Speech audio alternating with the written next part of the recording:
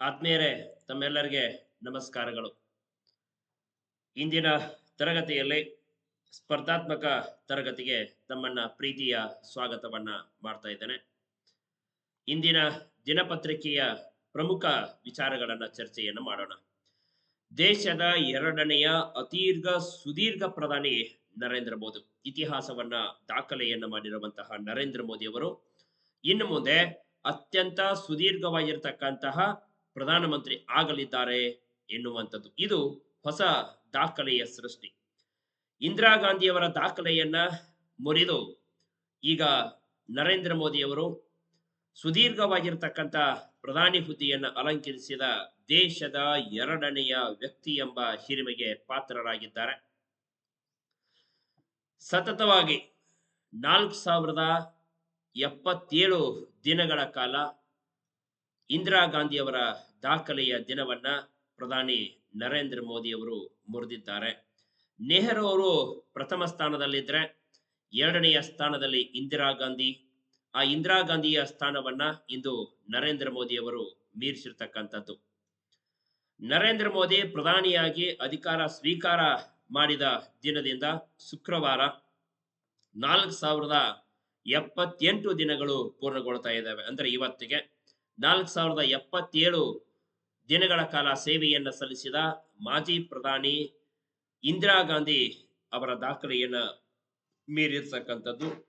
ದೇಶದ ಪ್ರಥಮ ಮಹಿಳಾ ಪ್ರಧಾನಮಂತ್ರಿಯೂ ಕೂಡ ಅವಳು ಅತಿ ಸುದೀರ್ಘವಾಗಿರ್ತಕ್ಕಂಥ ಪ್ರಧಾನಿ ಎನ್ನುವಂತ ವಿಚಾರವನ್ನ ಇಂದಿರಾ ಗಾಂಧಿಯ ದಾಖಲೆ ಹಾಗೆ ಉಳಿಯುತ್ತೆ. 1966ರಲ್ಲಿ ಜನವರಿ 24, 1977ರಲ್ಲಿ ಮಾರ್ಚ್ 24ರವರೆಗೆ ಇಂದಿರಾ ಗಾಂಧಿ ಅವರು ನಿರಂತರವಾಗಿ ಪ್ರಧಾನಿ ಹುದ್ದೆಯಲ್ಲಿ ಇದ್ರು.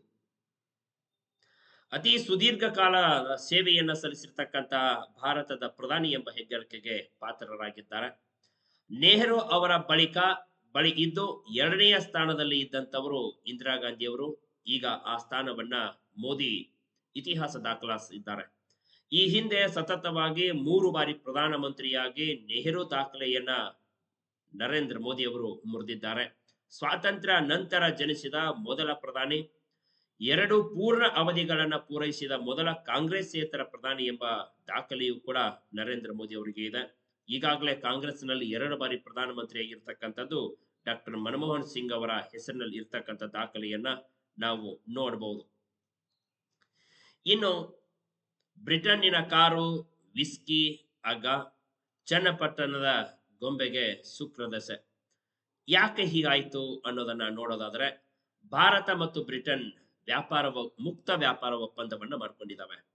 ಭಾರತ ಹಾಗೂ ಬ್ರಿಟನ್ ನಡುವೆ ಗುರುವಾರ ಪ್ರಧಾನಿ ನರೇಂದ್ರ ಮೋದಿ ಅವರ ಸಮ್ಮುಖದಲ್ಲಿ ವ್ಯಾಪಾರ ಒಪ್ಪಂದಕ್ಕೆ ಅಂಕಿತ ಬಿದ್ದಿದೆ. ಇದರಿಂದಾಗಿ ಬ್ರಿಟನ್ನಿನ ಕಾರು, ವಿಸ್ಕಿ, ಚಾಕೊಲೇಟ್ ಭಾರತೀಯರಿಗೆ ಅಗ್ಗವಾಗಿವೆ.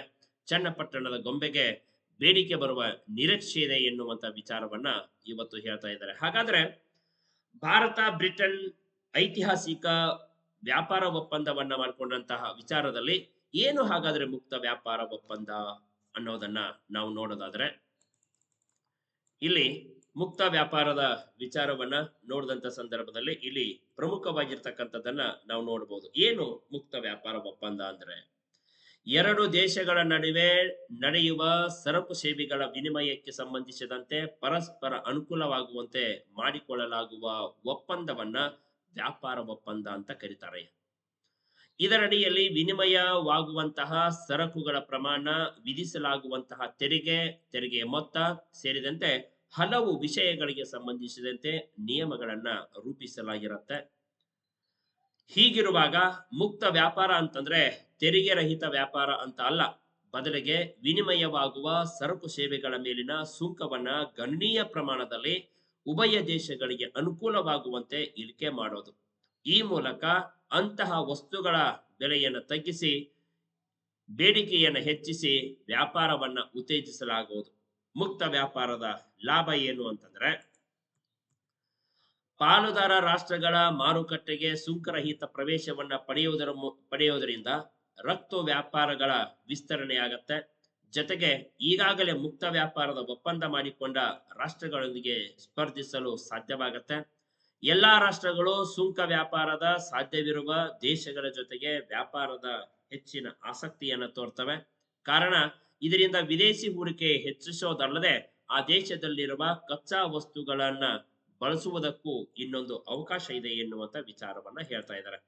ಬ್ರಿಟನ್ನಿನ ಯಾವ ವಸ್ತುಗಳಾಗ ಆಗ್ತವೆ ಅಂತಂದ್ರೆ ದೊಡ್ಡ ದೊಡ್ಡ ಕಾರು, ವಿಸ್ಕಿ, ಬಿಸ್ಕೆಟ್, ಚಾಕ್ಲೇಟ್, ಸೌಂದರ್ಯ ಸಾಮಗ್ರಿ, ವೈದ್ಯಕೀಯ ಸಾಮಗ್ರಿ, ಏರೋಸ್ಪೇಸ್ ಬಿಡಿಭಾಗಗಳು, ಎಲೆಕ್ಟ್ರಿಕ್ ವಾಹನಗಳು, ಸ್ಮಾರ್ಟ್ ಫೋನ್ಗಳು, ಆಪ್ಟಿಕಲ್ ಫೈಬರ್ ಕೇಬಲ್, ಇನ್ವರ್ಟರ್, ಹೀಗೆ ಇನ್ನು ಭಾರತದಿಂದ ಭಾರತದ ಯಾವ ವಸ್ತುಗಳು ರಪ್ಪಾಗ್ತವೆ ಅಂತಂದ್ರೆ ಚನ್ನಪಟ್ಟಣದ ಗೊಂಬೆ ನೋಡಿ. ಗೊಂಬೆ ಹೇಳುತ್ತೈತೆ, ಕೂಗಿ ಹೇಳುತ್ತೈತೆ, ನಾನೇ ರಾಜಕುಮಾರ ಅಂತ ಈ ಗೀತೆ ಅತ್ಯಂತ ಪ್ರಸಿದ್ಧವಾಗಿರ್ತಕ್ಕಂಥ ಗೀತೆ. ದಿವಂಗತ ಪುನೀತ್ ರಾಜ್ಕುಮಾರ್ ಅವರು ಹಾಡಿರ್ತಕ್ಕಂಥ ಒಂದು ಗೀತೆ, ಚಲನಚಿತ್ರದಲ್ಲಿ ಹಾಡಿರ್ತಕ್ಕಂಥ ಗೀತೆ. ಕರ್ನಾಟಕದ ರಾಮನಗರ ಜಿಲ್ಲೆಯ ಚನ್ನಪಟ್ಟಣದ ಸುಪ್ರಸಿದ್ಧ ಮರದ ಗೊಂಬೆಗಳು ಇನ್ನು ಬ್ರಿಟನ್ಗೆ ಯಾವುದೇ ಸುಂಕವಿಲ್ಲದೆ ರಪ್ಪಾಗ್ತಾ ಇದ್ದಾವೆ. ಇದರಿಂದ ಅವುಗಳಲ್ಲಿ ಅಗ್ಗದ ದರ ಲಭ್ಯವಾಗೋದಲ್ಲದೆ ಇದರಿಂದ ಬೇಡಿಕೆಯು ಕೂಡ ಹೆಚ್ಚಾಗತ್ತೆ. ಇವು ಜಿಐ ಟ್ಯಾಗ್ ಭೌಗೋಳಿಕ ಗುರುತನ ಹೊಂದಿರುವಂತ ಕಾರಣ ಜನಪ್ರಿಯತೆಯು ಕೂಡ ವೃದ್ಧಿಸತ್ತೆ ಎನ್ನುವಂತ ವಿಚಾರವನ್ನ ಹೇಳ್ತಾ ಇದ್ದಾರೆ. ಜೊತೆಗೆ ಜವಳಿ, ಆಭರಣ, ಪಾದರಕ್ಷೆ, ಸಮುದ್ರದ ಆಹಾರ, ಕ್ರೀಡಾ ಸಾಮಗ್ರಿ, ಕೈಗೊಂಬೆ, ಆಟೋಮೊಬೈಲ್, ಇಂಜಿನಿಯರಿಂಗ್ ಉತ್ಪನ್ನ, ಕೃಷಿ ಉತ್ಪನ್ನ, ತರಕಾರಿ, ಹಣ್ಣು, ಸಾಂಬಾರ್ ಪದಾರ್ಥ, ಜೆನೆಟಿಕ್ ಔಷಧಿ, ವೈದ್ಯಕೀಯ ಉಪಕರಣಗಳು, ಹಣಕಾಸು ಸೇವೆಗಳು, ಪೀಠೋಪಕರಣಗಳು, ಬನಾರಸಿ ಸೀರೆಗಳು, ಚಂದೇರಿ ವಸ್ತ್ರ, ಕೊಲ್ಲಾಪುರದ ಚಪ್ಪಲಿ, ಸಸ್ಯಜನ್ಯ ಎಣ್ಣೆ, ರಾಸಾಯನಿಕ ರಾಸಾಯನಿಕ ಪ್ರಾಣಿ ಉತ್ಪನ್ನಗಳು, ಗೋವಾದ ಫೆನಿ, ಸಾನಿಕನ್ ಪ್ರಸಿದ್ಧ ವೈನ್ಗಳು, ಕೇರಳದ ಕಳ್ಳು, ಹೀಗೆ ಅನೇಕವಾಗಿರ್ತಕ್ಕಂಥ ವಿಚಾರಗಳು ಇವತ್ತು ಬ್ರಿಟನ್ನಿನೊಂದಿಗೆ ಒಪ್ಪಂದವನ್ನ ಮಾಡಿಕೊಂಡ ಹಿನ್ನೆಲೆಯಲ್ಲಿ ಈ ರೀತಿಯಾಗಿರ್ತಕ್ಕಂಥ ಮುಕ್ತವಾಗಿರ್ತಕ್ಕಂಥ ವ್ಯಾಪಾರಕ್ಕೆ ಇದು 2030ರವರೆಗೆ ಉಭಯ ದೇಶಗಳ ವ್ಯಾಪಾರ ವಹಿವಾಟು ಮೊತ್ತವನ್ನ ಅಂದಾಜು 10 ಲಕ್ಷ ಕೋಟಿಗೆ ಏರಿಸುವಂತಹ ಗುರಿಯನ್ನು ಹೊಂದಿರತಕ್ಕಂಥ ಈ ಮುಂದಿನ ವರ್ಷದಿಂದ ಜಾರಿಗೆ ಬರುತ್ತೆ. ಈ ಒಪ್ಪಂದದ ಅನ್ವಯ ಭಾರತದ ಶೇಕಡಾ 99ರಷ್ಟು ಉತ್ಪನ್ನಗಳು ಸುಂಕರಹಿತವಾಗಿ ಬ್ರಿಟನ್ ಪ್ರವೇಶಿಸುವ ಅವಕಾಶವನ್ನ ಪಡೆಯಲಿದ್ದಾವೆ. ಭಾರತದ ಬ್ರಿಟನ್ ವಸ್ತುಗಳಿಗೆ ಹೇರಿದ್ದ ಸುಂಕವನ್ನ ಭಾರಿ ಪ್ರಮಾಣದಲ್ಲಿ ಕಡಿಮೆ ಮಾಡಲಿದ್ದಾವೆ ಎನ್ನುವಂತ ವಿಚಾರಗಳು, ಚರ್ಚೆಗಳು ಕೇಳಿ ಬರ್ತಕ್ಕಂಥದ್ದನ್ನ ನಾವು ಗಮನಿಸಬಹುದು. ಇನ್ನು ಉಳಿದಿದ್ದನ್ನ ಮುಂದಿನ ತರಗತಿಯಲ್ಲಿ ಮತ್ತೆ ಚರ್ಚೆ ಮಾಡೋಣ. ಧನ್ಯವಾದಗಳು.